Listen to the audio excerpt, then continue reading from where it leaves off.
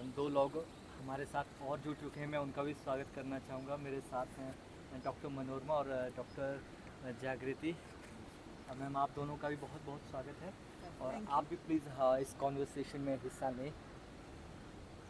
Sir, मैं अगली बात आपसे ये जानना चाहूँगा कि आप विदेशों में जब गए, वहाँ का एक्सपोजर क्या रहा, और एक जो ट्रांस डिसिप्लिनरी रिसर्च का जो आइडिया है कि एक सिर्फ एक जूलॉजिस्ट या बॉटनिस्ट ही काम ना करे नेचर पे या बियर पे, एक सोशियोलॉजिस्ट या एक हिस्टोरियन भी उसमें अपना पॉइंट ऑफ व्यू लेके आए, उस पर बात करें। देखिए, विदेशों में तो बहुत सारे साइंटिस्ट हैं जो डिफरेंट एस्पेक्ट्स के ऊपर भी काम कर रहे हैं। और जैसे एक कॉन्फ्रेंस में मैं गया तो वहाँ पर ये पता चला कि what is the role of bears in their custom and tradition. एक हाँ, भालू का जो है वहाँ के लोकल कस्टम ट्रेडिशंस के ऊपर क्या रोल है। तो that was a wonderful talk. तो जैसे हमारी इंटरनेशनल बियर एसोसिएशन है जिसका मैं मेंबर भी हूँ, और बहुत सारी इंटरनेशनल कॉन्फ्रेंसेस मैंने अटेंड की है जो मैंने काम ब्राउन बियर के ऊपर किया। लेकिन जो आप कह रहे हैं कि एज सोशोलॉजिस्ट या इकोलॉजिस्ट या सोशल साइंस से या लिटरेचर से भी लोग बियर बिहेवियर को उस नेचुरल इन्वायरमेंट में कैसे देखते हैं, ये भी एक अलग से विषय हो सकता है। क्योंकि लिटरेचर का तो मैं विद्यार्थी नहीं हूँ, लेकिन लिटरेचर के लोग जैसे हमारे साथ डॉक्टर जागृति बैठे हैं जो लिटरेचर में काफ़ी रिनाउंड इनका नाम है, पर्सनालिटी हैं, ये इस विषय में कह सकते हैं कि एक हिमालयन लैंडस्केप में वो कौन से पैरामीटर हैं जिसकी वजह से किसी एनिमल स्पीसीज़ को लिंक किया जा सकता है। जैसे मैडम जो हैं वो रस्किन बॉन्ड, इनका जो पीएचडी का काम है रस्किन बॉन्ड के लिटरेचर के ऊपर है, तो ये बेहतर ढंग से हमें बता सकते हैं कि क्या लिटरेचर का कोई विद्यार्थी जो है किसी भी एनिमल स्पीसीज़ को उसका जो लाइफस्टाइल है उसके साथ क्या वो कंपैरेटिव स्टडी कर सकता है। तो ऐसा हो सकता है क्योंकि विदेशों में बहुत सारे वेरिड इश्यूज़ हैं जहाँ पर लोगों ने बियर बायोलॉजी को कस्टम ट्रेडिशंस और वहाँ के जो वातावरण है उसके साथ उन्होंने कंपेयर करके स्टडी की है। लेकिन मेरे केस में क्योंकि मैंने एक इकोलॉजिकल एस्पेक्ट्स के ऊपर काम किया है कि बेयर्स की फूड हैबिट्स क्या हैं, बेयर्स का कॉन्फ्लिक्ट इश्यूज़ क्या हैं नोमैडिक शेपर्ड के साथ, और बेयर्स का बिहेवियर क्या है, तो ये बहुत सारे इंटरेस्टिंग फीचर्स हैं जो हम एक नेचुरल लैंडस्केप में या हैबिटेट में स्टडी करते हैं। मैं एक इनपुट अपना देना चाहूँगी। जैसे सर ने अभी बताया कि लिटरेचर में जो एनिमल पोर्ट्रेयल है, एनिमल वर्ल्ड का बहुत जगह पोर्ट्रेयल है। कभी कभी तो वो मेटाफर भी बन गए हैं, फॉर ह्यूमन बिहेवियर, जिसको हम एंथ्रोपोमॉर्फिज्म कहते हैं, when we personify animals and they are given the language of human beings. तो जैसे सर ने बेयर्स की बात करी है, तो रस्किन बॉन्ड के वर्क्स में भी बेयर्स का काफ़ी रेफरेंस है। उन्होंने बताया है कि कैसे एक भालू जो है वो हिल साइड से नीचे उतरता हुआ आता है, और फिर कैसे लोग उसको मारने के लिए अपनी बंदूकें ले आते हैं, और फिर वो कैसे भाग जाता है। या भालू कैसे रात को आकर के जो छत पे पंपकिन्स सुखाए हुए हैं उनको रेड करते हैं और उनको खाने के लिए ले जाते हैं। तो रस्किन बॉन्ड की राइटिंग्स में काफ़ी जगह बेयर्स का वर्णन है। प्लस स्टीवन ऑल्टर की जो वाइल्ड हिमालय है उसमें उन्होंने बहुत अच्छा स्टडी किया है बर्ड्स का, फ्लोरा का, फौना का, बेयर्स का। जैसे उनका एक इंटरेस्टिंग ऐसे है द ब्लड फेजेंट्स ऑफ कंचनजंगा, तो that is a very interesting study. फिर कुछ उन्होंने रेयर बर्ड्स की भी स्टडी की है। मैंने न्यूयॉर्क में एक पेपर प्रेजेंट किया था। टेरी टेम्पेस्ट विलियम्स एक राइटर हैं, she belongs to the Mormon community, और वो जो ओरिजिनल वहाँ के रहने वाले हैं अमेरिकन्स, जो नेटिव्स हैं, native American, and she is in ऊटा right now. तो उनके बहुत अच्छे मेमोआज हैं, जैसे रेफ्यूज उनका एक मेमोआ है जिस पे मैंने एक पेपर और पढ़ा था, then finding beauty in a broken world भी है उनका। तो टेरी टेम्पेस्ट विलियम्स की ट्रेजेडी ये रही कि वो जो एरिया है वहाँ पे यूएस आर्मी ने एटॉमिक बॉम्बिंग का टेस्ट किया था 1952 में। तो वो पूरा एरिया जो है वो रेडियो एक्टिव हो गया, और जो वहाँ रहवासी थे, जो नेटिव्स, उनके फैमिलीज़ में कैंसर आ गया। सो टेरी टेम्पेस्ट विलियम्स की फैमिली में सारी वेमेन जो है they died of cancer. Even Tempest Williams herself has cancer. Mastectomies बहुत थी इनकी। एक उसमें व्हेन विमेन वेर बर्ड्स, वो जो उनका मेमोआ है उसमें उन्होंने एक चैप्टर लिखा है, the clan of one rested women. तो ये, और मैं अभी जब एरिज़ोना में थी, ग्रैंड कैनियन, एंटीलपी कैनियन देखने गई थी, तो मेरे जो ड्राइव करके ले गए थे, his name was Toby and he belong to the Navajo community. इन कम्युनिटीज़ में जो है बहुत स्ट्रॉन्ग बॉन्डिंग है विद दी लोकल एनिमल्स जो वहाँ के हैं, चाहे वो बेयर्स हो, चाहे वो गिनी पिग्स हो, चाहे वो वाटर फाउल्स हो। टेरी टेम्पेस्ट विलियम्स का रेफ्यूज जो है, दैट इज़, हर एक चैप्टर जो है, 52 चैप्टर्स जो है, they are all named on birds. She is a botanist, a zoologist by profession, and she is also a conservationist and environmentalist. तो उन्होंने जो है, जैसे बेयर लेक का इनंडेशन हो रहा है because of a dam which is being built, वैसे वैसे इनकी फैमिली में कैंसर बढ़ रहा है। तो उसने बहुत खूबसूरत उसकी एनालॉजी ड्रॉ की है between the flooding and inundation of the Bear Lake century, वहाँ जहाँ से चिड़िया जो है उनकी जितनी स्पीशीज़ है, 52 की तो उन्होंने चैप्टराइजेशन के नाम, चैप्टर्स के नाम दिए हैं, उनको क्या ख़तरा है उसका उन्होंने काम किया है। और टोबी से जैसे मैंने बात करी, मैं लोकल लोगों से बहुत बात करती हूँ, तो मैंने टोबी को बताया कि मैंने अभी इस पे टेरी टेम्पेस्ट विलियम्स पे शिकागो में रिसर्च प्रेजेंट किया था मेरा। तो ही सेड कि मैम, मेरे ग्रैंडफादर, मेरे forefathers, they were made to dig uranium with a shovel with the bare hands, you know, and cancer runs in their families. तो ये आप जो है एक न्यूक्लियर टेस्टिंग से न सिर्फ एक ह्यूमन उसको डिस्ट्रॉय करते हैं लाइव्स को, बट जितना लोकल हैबिटेट है उसको भी डिस्ट्रॉय करते हैं। और finding beauty in a broken world में टेरी टेम्पेस्ट विलियम्स ने गिनी पिग्स जो है उनके हैबिटेट को स्टडी किया था वहीं उनके एरिया में रह कर के, और वो ये बताती हैं कि जब गिनी पिग्स को एक्सटर्मिनेट किया, एक बड़ा अभियान चलाया गया उनको एक्सटर्मिनेट करने के लिए, because they were destroying the local crops. तो जब उनको डिस्ट्रॉय किया गया तो जो एंटायर फूड चेन है वो पूरी की पूरी डिस्टर्ब हो गई।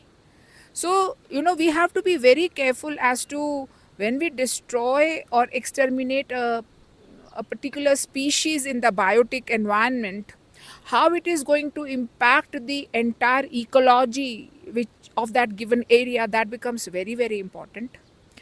And Disney has come out with a beautiful movie, The Bears. I wish that you, all of us, I have watched it many times because it is the story of a mother bear and how she brings up her cubs, and then how they are foraging, how they are looking for fish, how they are hunting fish, particularly salmon when they are moving upriver during their seasonal migration.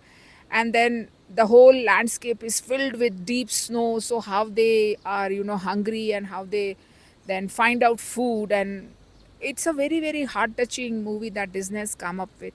So even literature has, you know, given a lot of agency to the voice of the animals. Like you have this beautiful novel which I studied when I was in school, the Black Beauty by Anna Sewell, which is the life story of a horse. Then Jack London has two works which appealed to me greatly was White Fang and what you call what was the name of the other book? The Call of the Wild. So it's all about the dog, the wolf dog species, in the Arctic region and how they are made to pull the sleds, and how there is one alpha wolf who leads the pack, and then what happens when one of them is tired or diseased, and how they manage their lives and save the lives of their owners. So there's a beautiful bonding between animals and human beings, which have been voiced in these narratives. There are any number of literary writings where animals have interacted with human beings. Animals have given voice to their angst, their anger, their helplessness. Like you have Animal Farm by George Orwell, which is a sort of a writing about the corruption in governance, and whether you have this line, all are born equal but some are born more equal than others. So that is also a very fascinating study, and how these animals who are very helpful, who have the animal characteristics in the beginning, of kindness, compassion, comradeship, etc., actually now when interacting with human beings, become more more avaricious, greedy, cruel. The negative traits of human beings, they imbibe those. And then of course it's a little leaning to the left. The novel's ideology is a little communistic. So it's a beautiful piece of work. So I believe that literature has so much to, students of literature have so much to explore, uh, about the relationship between human beings and animals. Thank you. Thank you, it's amazing. Ma'am आप कुछ इसमें जोड़ना चाहेंगे? Historical भी हम add कर सकते हैं। जी Yes, sir. Thank you, sir. Animal behaviour की स्टडी हिस्ट्री में डायरेक्टली तो नहीं मिलती, बट इनडायरेक्ट रेफरेंसेस जो हैं वो बहुत सारे मिलते हैं। जैसे history of flora and fauna, हाँ, और बिहेवियर पैटर्न्स जो हैं वो है। लेकिन एक इंटरेस्टिंग चीज़ जो animal world and human world के बीच जो कनेक्ट है उसको डिपिक्ट करती है, दैट इज़ द आर्ट। चाहे हम टेम्पल में ले लें, चाहे बिल्डिंग्स में ले लें, एनिमल डिपिक्शन इतना खूबसूरती से हुआ है। लेकिन interestingly bear has only been represented as one of the avatars of Vishnu, and it is very rare in temple representation. बाकी आपको मत्स्य मिलेगा, आपको कूर्म मिलेगा, घोड़े खूब सारे मिलेंगे, आपको एलिफेंट्स मिलेंगे। जैसे हम जब किराड़ू गए थे विज़िट करने, तो टेम्पल की पैनल्स पर ऊँट हमें रिप्रेजेंटेशन में मिलेंगे, कुत्ता भी मिल जाएगा, स्पीशीज़ ऑफ बर्ड्स जो हैं वो मिल जाएंगी। तो इस तरह से animal world is very much part and parcel of society. ज़्यादातर जो एनिमल्स हमें आर्ट वर्क में मिलते हैं वो डोमेस्टिक हैं। वाइल्ड एनिमल्स का रिप्रेजेंटेशन जो है वो बहुत कम मिलता है, क्योंकि वो हंटिंग का विषय थे, दे वर सब्जेक्ट टू हंटिंग। इसलिए तुजुके जहांगीरी में भी जो रेफरेंस मिलता है कि how Jahangir goes to hunt into forest, और बोर्स हैं या जिस एरिया में, स्पेसिफिक एरियाज़ में जहाँ लायंस हैं, डियर्स हैं, उनको हंट करके and then to show the victory of the शिकारी, वो क्या करते हैं, उसको बीहेड करके और फिर स्टफ़ करके एज उसको बोलते हैं कि ये हमारी कॉन्क्वेस्ट है। तो ये एक ये एक जो आइडिया है ये हमें मिलता है। तो दो कॉन्फ्लिक्ट्स मिलते हैं हमें। एक तरफ रिप्रेजेंटेशन है और सोशल बिहेवियर है, लेकिन वो डोमेस्टिकेटेड एनिमल्स का है, और जहाँ तक वाइल्ड एनिमल्स का है उनको शिकार करके they used to be hung as trophy. आप जितने भी पैलेसेस में चले जाएं, राजस्थान में भी, इवन यहाँ हिमालयन पैलेसेस में भी आपको वाइल्ड एनिमल्स जो हैं उनके सर स्टफ़ करके एज ट्रॉफीज़ जो हैं वो यूज़ किए जाने का वो रिप्रेजेंटेशन मिलता है। तो ये एक बड़ा इंटरेस्टिंग इशू है, एक बड़ी इंटरेस्टिंग स्टडी है कि जो वाइल्ड एनिमल्स ह्यूमन बिहेवियर और उसमें इंटरफेयर नहीं करते, ह्यूमन जो हैबिटेट है उसमें इंटरफेयर नहीं करते, ह्यूमंस जो है वो उनके हैबिटेट में इंटरफेयर कर रहे हैं। ये हिस्ट्री का एक बहुत बड़ा लेसन है कि हम किस तरह से उनके हैबिटेट को डिस्ट्रॉय कर रहे हैं and we are using them as trophies. तो historically speaking either the animal world is to be domesticated and then represented, or the animal world was to be hunted and used as the trophy of the hunter. तो ये दो हमें representations history में मिलते हैं। लेकिन एक जो हमारी वैदिक ट्रेडिशन है, वैदिक ट्रेडिशन में हमें बिल्कुल इसका ऑपोजिट मिलता है। Animals have been revered. आप देखें जितने हमारे देवी देवता हैं उनके वाहन सारे एनिमल्स हैं।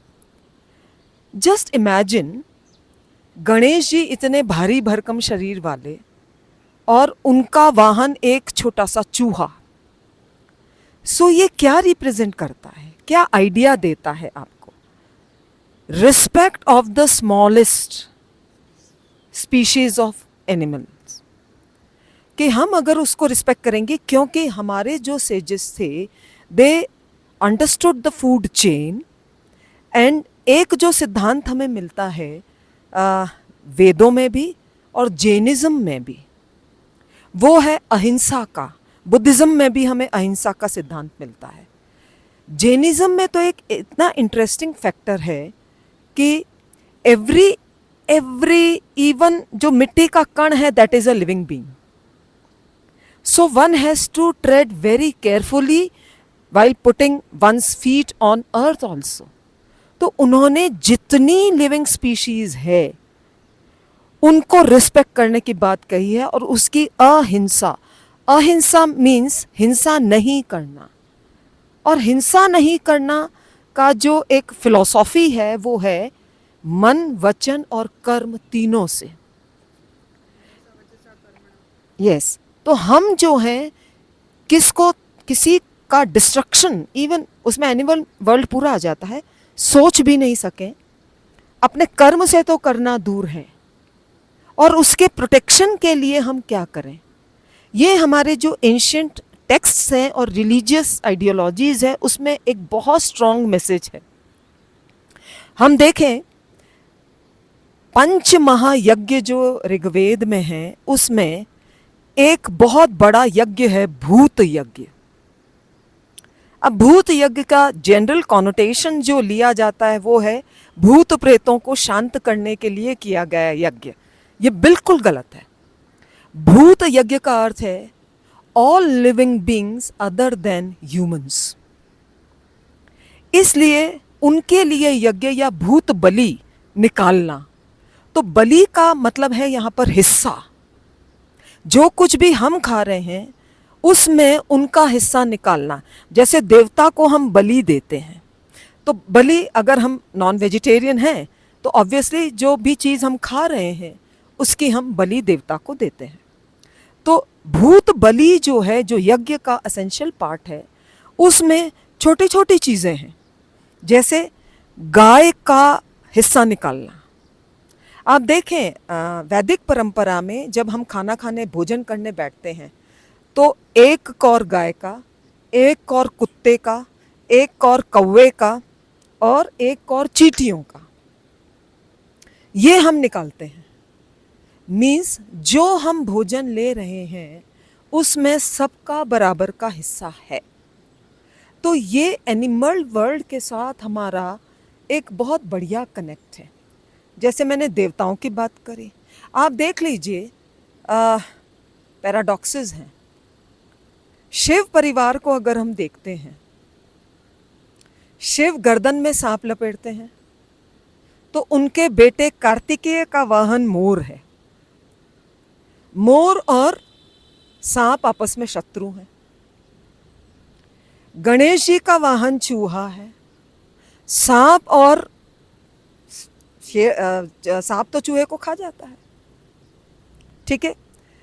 नंदी शिव का वाहन है, एग्रेरियन इकोनॉमी को डिपिक्ट करता है। लेकिन जंगल का सांप जब खेत में घुसता है तो बैल को डसकर मार डालता है। तो आप देखिए ये पैराडॉक्सेस क्या इंडिकेट करते हैं। हम वेस्ट की सर्वाइवल ऑफ द फिटेस्ट की बात नहीं करते, या लॉ ऑफ फिशेस की बात नहीं करते। हम बात करते हैं कि हर एक component of nature should be treated with equal respect. इसीलिए ह्यूमन बिहेवियर को कंट्रोल किया जा सके, या ह्यूमन बिहेवियर को एनिमल वर्ल्ड के प्रति रिस्पेक्टफुल बनाया जा सके, हमारे देवी देवताओं के वाहन जो है वो सारे एनिमल स्पीशीज़ ही हैं। विष्णु का वाहन गरुड़, और गरुड़ और सांप की तो बड़ी दुश्मनी है। तो इस तरह से जब हम स्टडी करते हैं वो एक बड़ा इंटरेस्टिंग फैक्टर है। दूसरा, एनिमल वर्ल्ड का हिस्टोरिकली स्पीकिंग अगर इम्पोर्टेंस है तो उनका डोमेस्टिकेशन है, because they have been used as means of transport. और आर्मी में तो इसका बड़ा इम्पोर्टेंस है। कैवलरी अलग है, एलिफेंट का अलग है। आप आश्चर्य करेंगे, शालीहोत्र जो लिखा हुआ है उसमें हाथियों का ट्रीटमेंट कैसे होना चाहिए, उनका फीड क्या होना चाहिए, उनकी जो है मालिश किस तरह से होनी चाहिए, उनके साथ ट्रीटमेंट किस तरह का होना चाहिए, ये तक इंटीग्रेटेड है शालीहोत्र जो है उसमें। इसके अलावा आयुर्वेद शास्त्र जो है उसका एक चैप्टर है धनुर्वेद। धनुर्वेद इस घोड़े जो भी हैं उनके साथ किस तरह का व्यवहार होना चाहिए। गायें, बैल, बकरियां, जंगली जानवर अगर कोई ट्रैप में आ जाता है तो उसको किस तरह से, घायल हुआ है तो उसका किस तरह से ट्रीटमेंट करना चाहिए। तो ये चीज़ें हमारे जो टेक्स्ट्स हैं उसमें हैं। आर्ट में रिप्रेजेंटेशन इनका है। आप टेम्पल के बाहर कोई भी पैनल्स देख लेंगे, उसमें आपको घोड़े, हाथी, कुत्ते, कबूतर, इन सब का रिप्रेजेंटेशन मिलेगा, हंस, मोर। और इंटरेस्टिंगली ये रिप्रेजेंटेशंस जो है इसके दो थीम्स हैं। या तो Puranic themes, depiction of Puranic stories, उसके थ्रू एनिमल वर्ल्ड जो है वो रिप्रेजेंट होता है, और या फिर जो है ह्यूमन लाइफ में वो एनिमल किस यूज़ के लिए है उसका डिपिक्शन है। और ख़ास करके मूवमेंट ऑफ आर्मीज़ जो है उसमें उनका डिपिक्शन है। आप अगर किसी भी स्टेट के रिकॉर्ड्स को आप चेक करेंगे तो अलग अलग डिपार्टमेंट्स होते थे। मतलब जैसे ऊंट का अलग डिपार्टमेंट है, हाथी का अलग डिपार्टमेंट है, घोड़ों का अलग डिपार्टमेंट है, खच्चर का अलग डिपार्टमेंट है। तो उनका फूड कहाँ से अरेंज होगा, उनको ट्रीटमेंट किस तरह से मिलेगा, उसके स्पेसिफिक डॉक्टर्स हैं, उनका मेंशन भी है उसमें। पुल्टिस किस तरह से बांधी जाएगी, जैसे घोड़ा अगर घायल हो जाता है तो उसके लिए धनुर्वेद में लिखा हुआ है कि अपने जो ये बरगद के पत्ते होते हैं, बरगद के पत्तों पर मांस को गर्म करके उसमें थोड़ी सी हल्दी डालकर और उसकी पुल्टिस घोड़े के पैर पर अगर बांधी जाए तो उसका घाव ठीक हो जाता है। तो इस तरह के बड़े इंटरेस्टिंग आइडियाज़ जो हैं वो एनिमल वर्ल्ड से रिलेटेड हिस्ट्री में हैं। एक बड़ी इंटरेस्टिंग जो बात मैंने पढ़ी थी जब मैं स्कंद पुराण और मत्स्य पुराण पढ़ रही थी, मत्स्य पुराण में फॉरेस्ट, उसका वेजिटेशन और उसमें जो निवास करने वाले जानवर हैं, जो गंगा यानी जो वाराणसी वाला इलाका है उससे जो हिली रीजन जुड़ता है वहाँ का डिस्क्रिप्शन है। वो उस समय तराई एरिया, वो उस समय नैमिषारण्य का हिस्सा माना जाता था। नैमिषारण्य जो है तराई वाले हिस्से से लगाकर और इधर तक जाता है बंगाल तक, तो नैमिषारण्य का वो हिस्सा माना जाता था। तो नैमिषारण्य का डिस्क्रिप्शन हमें मत्स्य पुराण और स्कंद पुराण दोनों में मिलता है, और उसमें ये लिखा हुआ है, इतना अच्छा डिस्क्रिप्शन है कि वन क्या होते हैं और क्यों होते हैं। उसमें ये लिखा है कि वन देवताओं के आवास हैं। आप देखिए, ये नहीं कहा गया कि वन वन है या पेड़ों का समूह है या कुछ है। वो कहते हैं कि वन देवताओं का आवास होते हैं, इसलिए जब आप वन में प्रवेश करें तो देवताओं का सम्मान करते हुए प्रवेश करें। जब आप किसी पेड़ से लकड़ी काट रहे हैं तो आप उस पेड़ से परमिशन लें, उससे पहले उसकी पूजा करें और ये ध्यान रखें कि उसका जो डेड हिस्सा है केवल वह ही काटा जाए। अगर वो नहीं काटो, आपने ग्रीन पेड़ को काट दिया एंड बिना परमिशन लिए काट दिया तो शिव कुपित हो जाएंगे और शिव का रौथ जो है आपके ऊपर इस तरह से बरसेगा कि आप पूरी तरह से नष्ट हो जाएंगे। आप देखिए, फॉरेस्ट को बचाने के लिए कितना प्रयास किया गया है कि देवताओं का वहाँ पर वास है। फिर दूसरा वो लिखते हैं कि जंगलों में बहुत सारे जानवर विचरण करते हैं, लेकिन मनुष्य ये ध्यान रखे कि ये सारे जानवर देवताओं के वाहन हैं, इसलिए उन्हें किसी तरह की वो हानि ना पहुंचाए। तो इस तरह का जो डिस्क्रिप्शन हमारे एंशिएंट टेक्स्ट में है, ये पॉइंट करते हैं कि एनिमल वर्ल्ड का ह्यूमन वर्ल्ड में क्या इम्पोर्टेंस थी, और जो एक conservation of nature and environment and all the living species की जो बात है वो हमें वहाँ पर मिलती है। दूसरा ये था कि हम कभी भी सर्वाइवल ऑफ फिटेस्ट में विश्वास नहीं करते थे। हम ये कहते थे, हमारी जो थीम रही, रिलीजियस थीम रही, चाहे रिलीजन हिंदुस्तान का कोई भी रहा हो, जियो और जीने दो। जियो और जीने दो का सेंस क्या है कि हमें जितना जीने का अधिकार है उतना सभी लिविंग बींग्स को जीने का अधिकार है।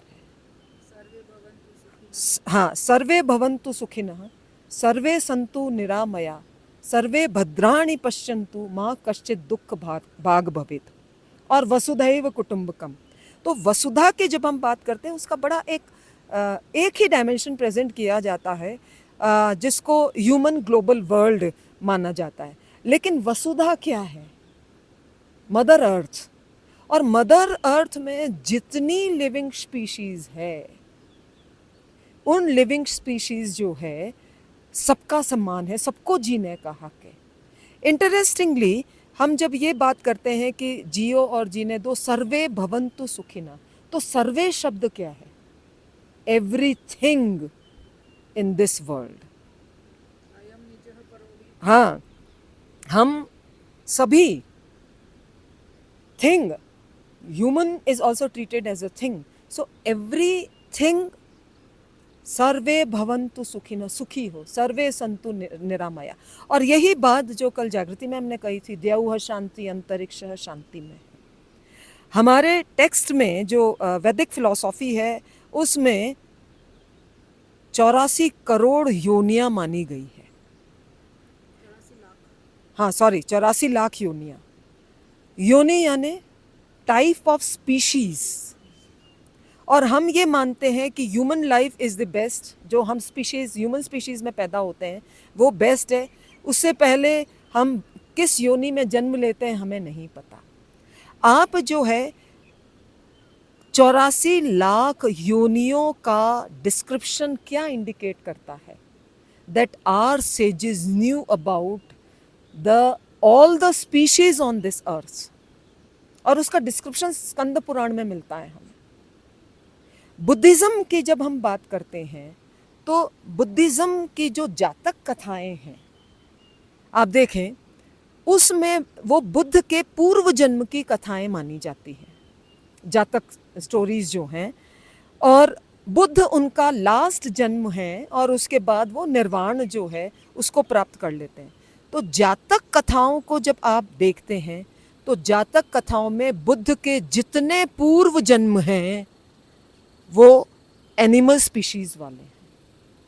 वो कौवा बनते हैं, वो हंस बनते हैं, वो कुत्ता बनते हैं, वो बैल बनते हैं। और एक एनिमल वर्ल्ड हमें कैसे विजडम सिखा सकता है।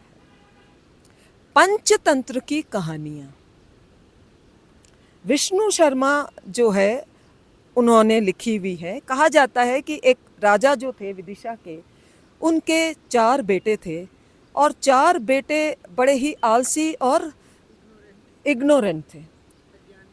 तो उनको शिक्षा कैसे दी जाए, और वो ज्ञान लेने के लिए तैयार भी नहीं थे। तो राजा ने विष्णु शर्मा के पास उनको भेजा।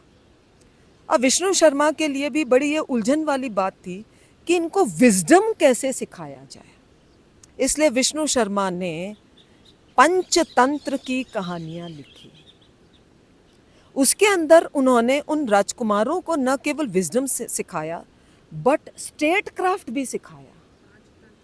हाँ, स्टेट क्राफ्ट के जो 5 विधाएं हैं कि कैसे एक राजा को बिहेव करना चाहिए, कैसे शासन करना चाहिए, कैसे दूसरे राज्यों के साथ व्यवहार करना चाहिए, ये सारा उन्होंने स्टेट क्राफ्ट सिखाया। और वो किसके through the voices of animals and animal characterisation. बड़ा इंटरेस्टिंग है पंचतंत्र। तो इस तरह से बहुत सारी चीज़ें सोसाइटी और एनिमल वर्ल्ड से हमें जोड़ती हैं हिस्टोरिकली। Thank you. पुराण जो है उनका भी कंपैरिजन जो है वो डार्विन के थ्योरी ऑफ एवोल्यूशन से, दशावतार जो है, डार्विन की थ्योरी ऑफ एवोल्यूशन से ही किया जाता है कि क्या कौन सा पहले अवतार हुआ और उससे फिर हाँ नहीं पॉज दे दो, सुंदर कंटेंट चल रहा है।